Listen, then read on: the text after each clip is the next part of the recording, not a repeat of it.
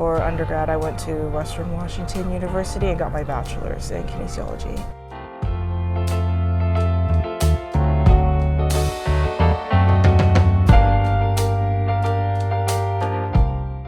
Yuki, thank you so much for coming here this morning. Oh, thank you for having me.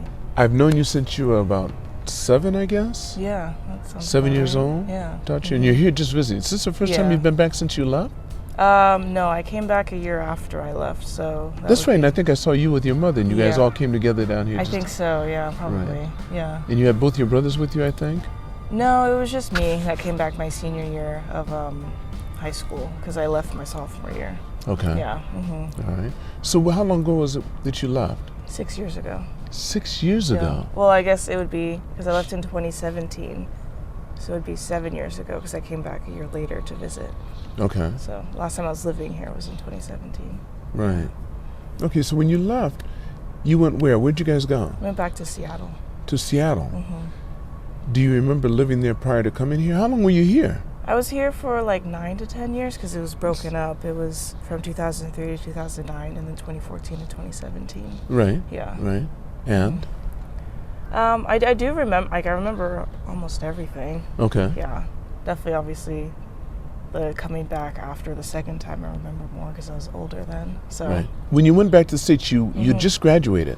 No, I was still in high school, so I would become an upperclassman, so I'd become a junior in high school. Yeah.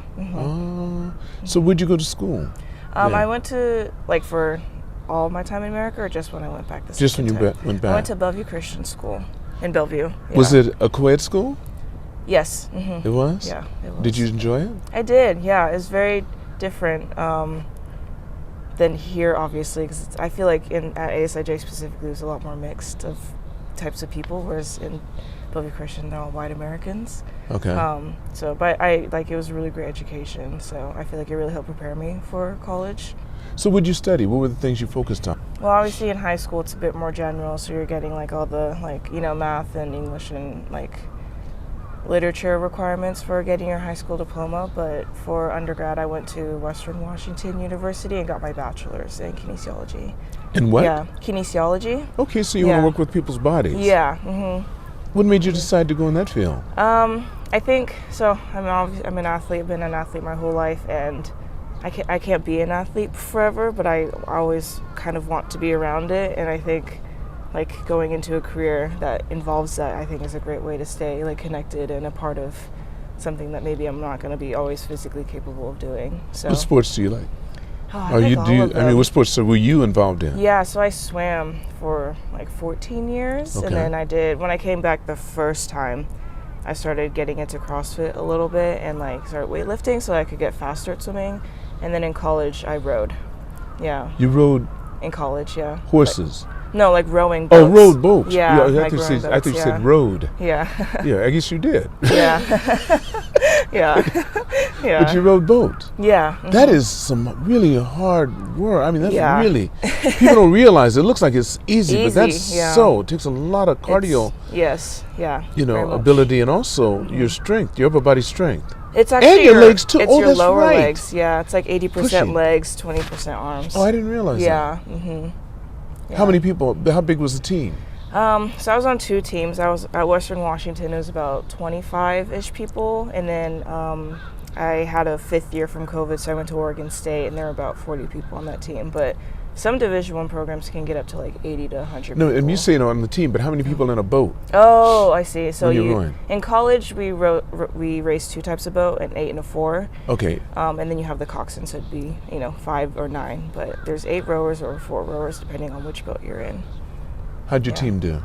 My junior year, we got 2nd in the nation at the NCAA championships, so pretty well. I guess so. It's a pretty prominent Division II program in the nation for Western Washington is, Right. So it means you're 1/4 Japanese. Yeah. So how'd that affect you when you came here?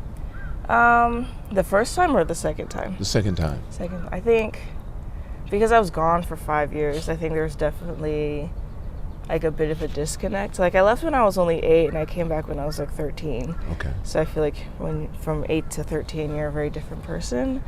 So I didn't want to come back, actually. Yeah, my dad like broke the news to me, and I was like so sad because I was going to Bellevue, like I just transferred to Bellevue Christian in 7th grade, and I really liked it there, and I had like just made friends, and then having to leave again, I was like, oh, like I don't want to. But that's the school you went back to. ASIJ or Bellevue Christian? Bellevue yes, Christian. I did go back. So you already, so some of your friends were there, and they already knew you, and they said, "Wow, welcome back, Yuki." And yeah, happy to this see was you. the 3 years after, though. So when I was in high school, yeah. But you kept in touch with them the whole time. Yeah, more or less, yeah. Did you ever feel like you were here the second time, really here in Japan? Yeah, definitely a lot more compared to the first. Okay. Yeah, because I was older and a lot more like independent versus when I was younger and like in elementary school. I even went to ELC when I was like a kid. Yeah. I didn't know. I must have taught you there. Probably taught you the ELC. I was in ELC. That's right. Yeah. Well, tell me this, Yuki. What were the biggest differences, do you think, between the school in the U.S. and the one here? Even though they're both, well, I shouldn't say they're both international. The one here is international. The one there is basically white. Yeah. And how many people of color there are? There was one other kid in my grade who was black.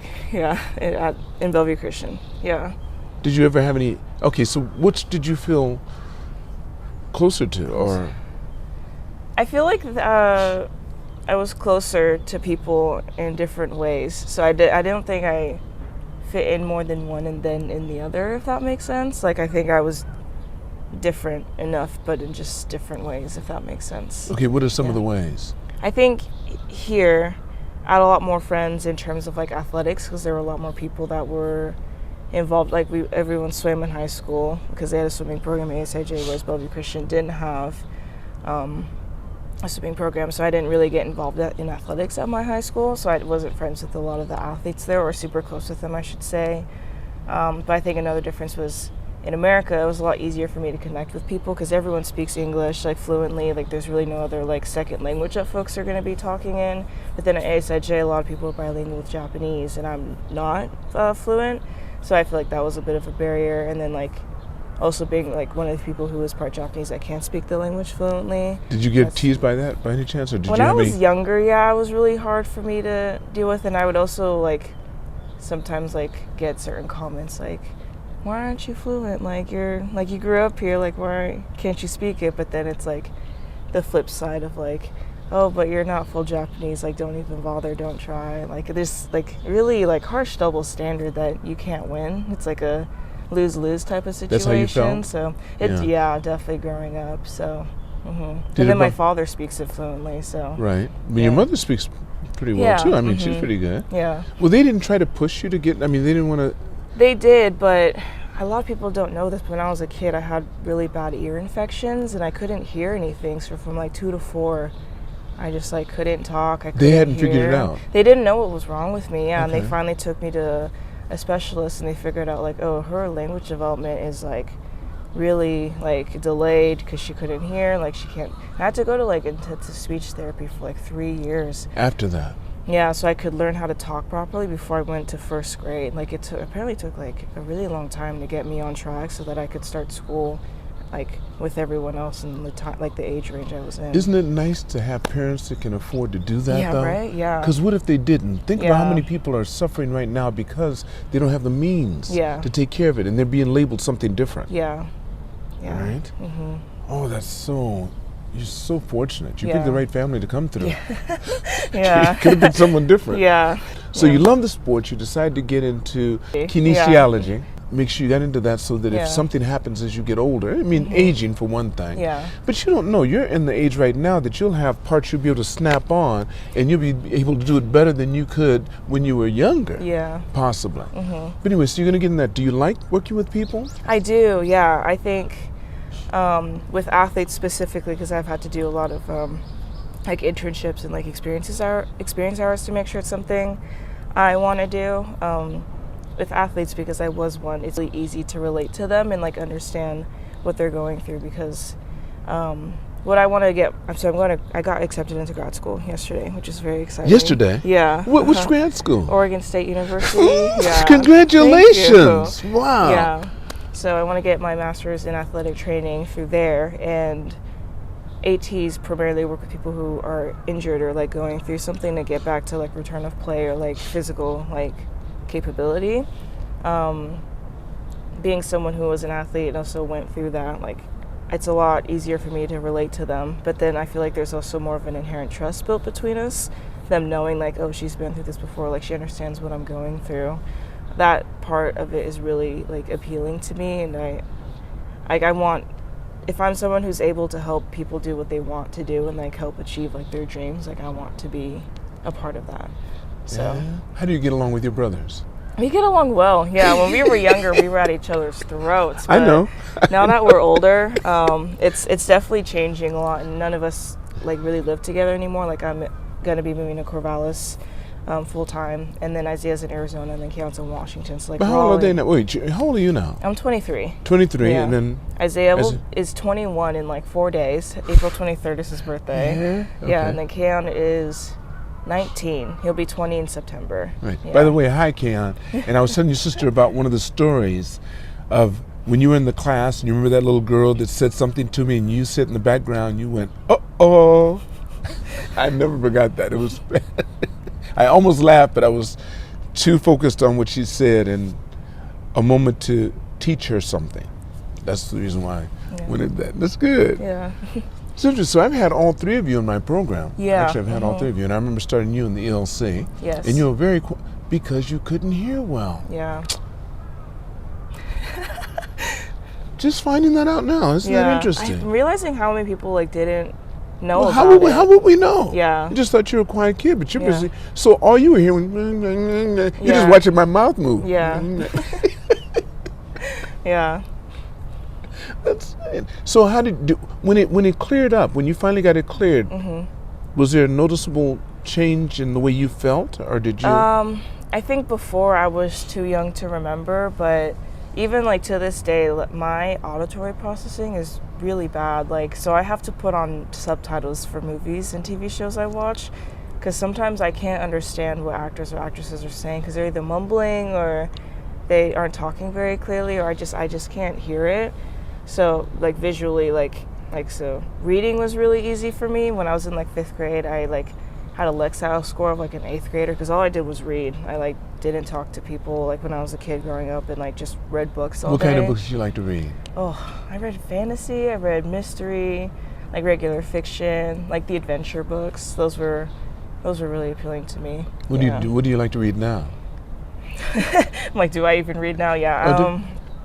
Still kind of the same. I think going to college, you have to read so much, and for kinesiology, you're obviously studying like latest research articles and things coming out. So I think that might have taken my joy of reading away a little bit, because I see it for more of like a educational like means, which is a little sad. But Isn't that interesting? Yeah. I wonder why that happens. We get in school. Prior to school, we are so filled with adventure and excitement and wanting to know. And somehow, some way, before we even graduate from high school, we're not interested anymore. yeah, Not even in the physical aspect of it. We think, okay, now physical education's done, I'm not doing anymore. yeah, Reading, I don't want to read because I had to read before. yeah, That's sad the way we're being educated, isn't it? yeah.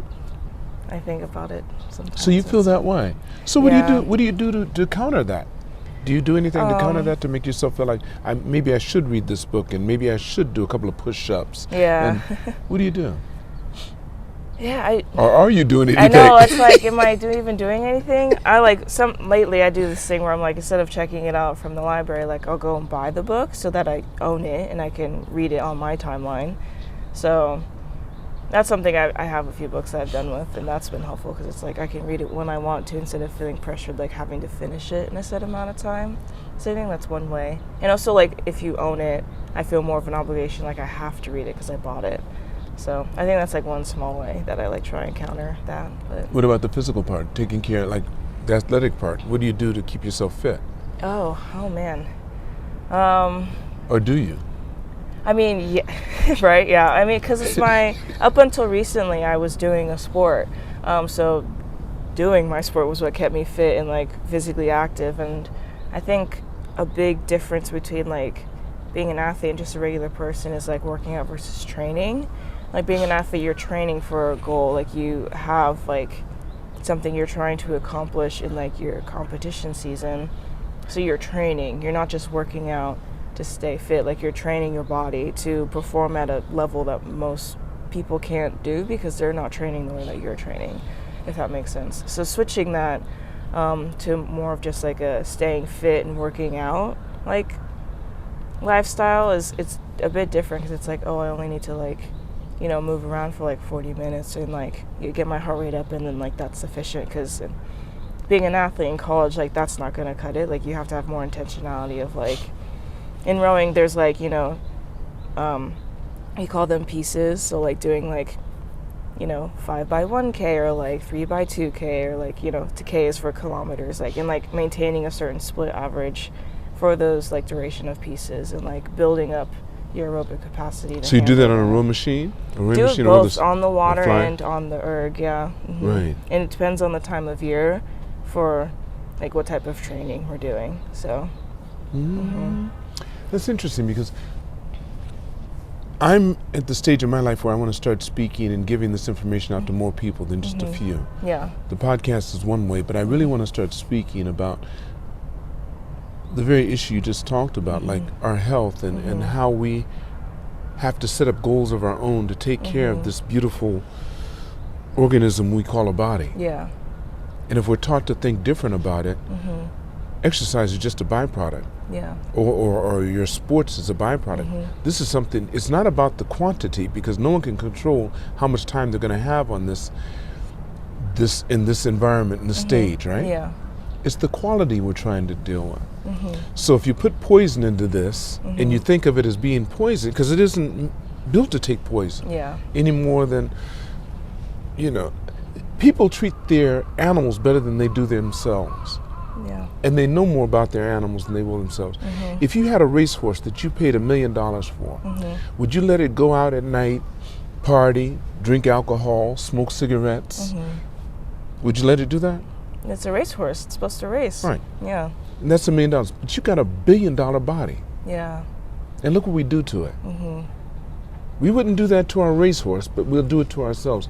That to me is just a poor way of raising ourselves and our children and the people around us. We learn this from the people we have around us. And that's why most of us, we start off ambitious and stuff, but by the age of 25, we're walking zombies because we've had so many. Let me do it this way. How many teachers in your life have inspired you? I mean, you felt like, wow, I'll never forget them. Like 2 or 3. How many teachers have you had? Like, way more. So what were the rest doing to you? If only 2 or 3 inspired you, what do you think the rest were doing you? Just teaching me, going through there. Or making you feel mediocre, making you feel commonplace, making you doubt yourself. That's the part that I think we need to be a little more focused in on. And the fact that we have media now and the means to get information so easily, there's no excuse. There's none. Yeah. If you can't hear it, you can see it.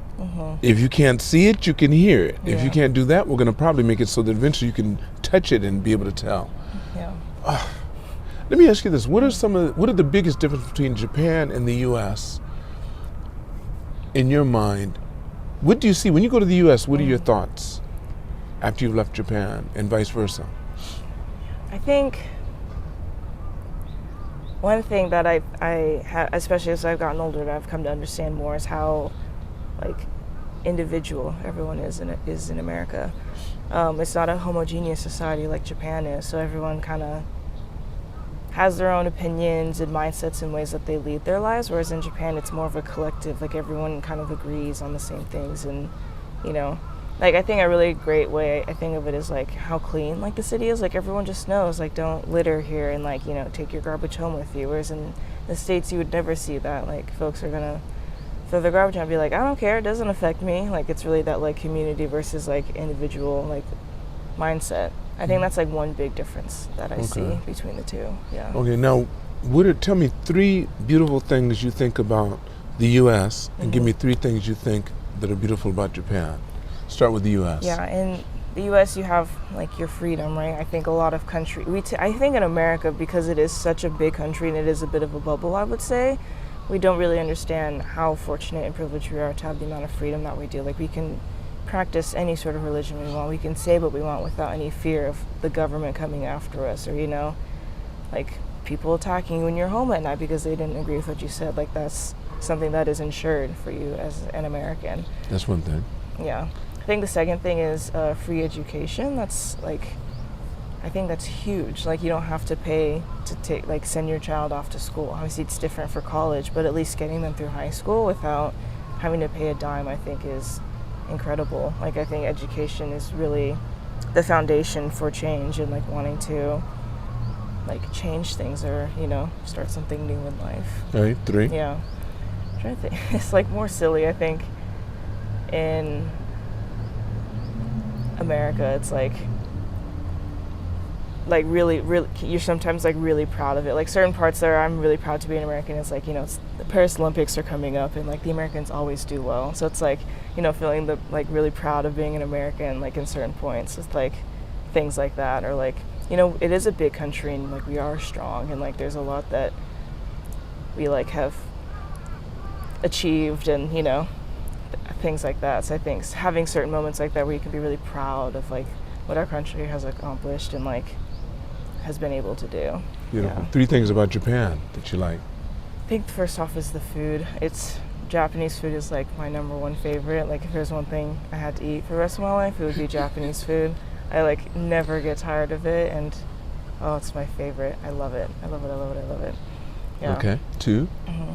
I think for how small Japan is, like how diverse the environment is. Like, I've been to like, you know, I obviously lived in Tokyo, but I've been to Hokkaido and Okinawa, and like Hokkaido you can go and ski, and then Okinawa you can go and swim in the beaches. Like, I think it's almost a treasure in a way, like how small it is, but there's still so much you can do. Like, you don't really have to leave if you want to go out and do certain like activities in nature, because it kind of has it all. Isn't that kind of like the American Club? Yeah, right. You can be here all day. You can be here all day and never do the same thing twice. Exactly. Yeah, that's true. This is just a smaller form of what Japan does. A little bit smaller. That's beautiful. Okay, Yeah. what's the third thing? I think the culture and the history. Like, Japan's one of the few Asian countries that wasn't colonized, so they've been able to keep a lot of autonomy, I think, in the traditions and the way they lead their lives, and especially going to like more historical sites or like older towns, like not as contemporary as Tokyo. Like, it's just beautiful to see like the thousands of years that the country's like history goes back, because America doesn't have that. It's only a couple hundred years old, so we don't really have like, you know, ancient buildings or like, you know, history like we can like visibly see in front of us, you know. Like, I had dinner the other day and the guy like served us like the food on dishes that's literally older than America. Like, things like it's so simple and like, you know, might seem insignificant, but it's like, that's huge. Well, like, Japan has 3,000 years exactly on this planet. Yeah. The U.S. is what, 400 or less than that? So it's like just knowing that like this dish is literally older than the country I'm from is like, it really puts it into perspective. It does. It does. Yuki, before I end the podcast, there's always a question I like to ask. Okay. You're 23 years old now, and I think that's enough time for you to have some thoughts about how you lived your life up till now, even though you probably only remember about 18 of those 23 years. Probably. If you could go back in time and meet the younger Yuki and give her advice based upon what you know now, how old would that younger Yuki be, and what advice would you give her? I think, I don't know what specific age I would tell my younger self this, but I would want it to be at a time where the message would be the most impactful and profound to her, maybe. So I don't know when that would be, but I think just not caring what people think about you. I really struggled with my confidence a lot growing up because I was always different than the people around me. And there were certain things I wanted to go out and like do that, you know, a lot of people are like, why do you want to do that? Like, you're crazy for wanting to do that, like things like that. So as I've gotten older, learning to just like not care and like, you know, forge my own path. And like, you know, you mentioned my mom, how she's just very direct and just like trying to follow her example of that, because she just exemplifies it so well. Doesn't she? Yeah, it's just, she is my role model. So you couldn't have picked a better one. Yeah. Your mother's fantastic. She's great. Sherry, you're fantastic. Thank you so much, Yeah, Yuki. thank you. Thank you. Appreciate it. I want to thank all of you for watching or listening to this podcast. And never forget, it's all on loan, so continue to reach for the stars. Because you're too blessed to be stressed.